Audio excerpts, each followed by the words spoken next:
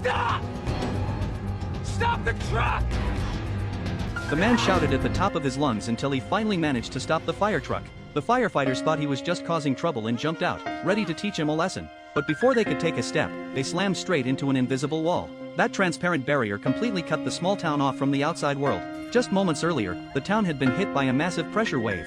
And the man, Bobby, had witnessed the whole thing with his own eyes. It was like the sky had dropped an invisible blade, slicing a bull clean in half in an instant. When Bobby reached his hand out in shock, his palm left a bloody print hanging in midair. The house next to him split right down the middle. And even a plane wasn't spared. It hit the unseen wall and exploded into flames. Soon the police arrived, combing the outskirts of town, and searching for any weak point in the barrier. But after hours of trying, they finally realized the entire town was trapped inside what looked like a gigantic glass dome. Everyone was now a prisoner inside their own home. Before long, the US military showed up, fully armed and carrying the latest high-tech gear, ready to investigate the strange, invisible wall. They started by scanning the barrier with instruments, but nothing showed up.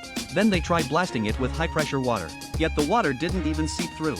As night fell, the town's sheriff, uneasy and sleepless, patrolled the area around the barrier. When he cautiously reached out to touch it, his pacemaker suddenly exploded inside his chest. He collapsed to the ground in agony.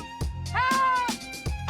Officer down! Officer down! Help! At that moment, everyone realized this wasn't just a physical wall. It was something far more dangerous, something deadly. The sheriff's death threw the whole town into panic. Fear and despair spread like wildfire, and people felt trapped in an invisible cage with no way out.